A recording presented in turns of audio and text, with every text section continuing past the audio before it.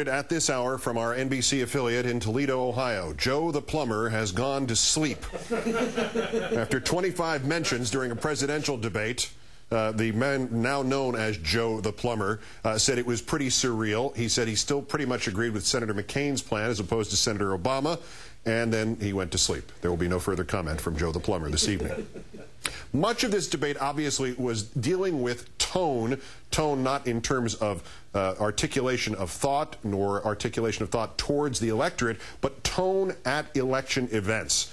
And several times, Senator McCain tonight insisted he had done everything he could to keep that tone at its best possible realm. Every time there's been an out-of-bounds remark made by a Republican, no matter where they are, I have repudiated them. Let me just say categorically, I'm proud of the people that come to our rallies. Whenever you get a large rally of 10, 15, 20,000 people, you're going to have some fringe peoples. You know that. And we've always said that that's not appropriate. There's a lot of things that have been yelled at your rallies, Senator Obama, that I'm not happy about either.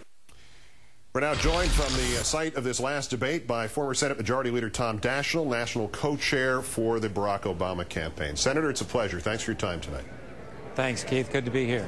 Were you surprised to hear Senator McCain say that he had repudiated all these attacks and unfair statements against Senator Obama throughout the campaign? Well, I was, Keith, for a couple of reasons. First, because it's not true, and secondly, he spent 90 minutes tonight on the attack. You know, about two-thirds of the American people think that he's an angry candidate. It looked like for the next 90 minutes he tried to convince the other third he was angry. That was what I got out of this debate tonight. There was an additional level, though, to it, which I mean, you can win on an angry candidate wins now and again. But the additional level of trying to turn John Lewis's righteous, perhaps excessive, but righteous and historically first-person account of what can happen when political demagoguery gets out of hand and moves from angry to demagoguery, to turn that around and make himself into the victim in this and insist Senator Obama had done something wrong by not throwing John Lewis under some bus. I thought that was an extraordinary moment and very telling as well. Well, the entire McCain campaign has been based on half-truths and twisted distortions. This was another classic example. You take what might be factually the beginning of some truth and move it around, turn it around, twist it to a point where you can't recognize it. That's what he did in this case. That's what he did throughout the entire debate tonight.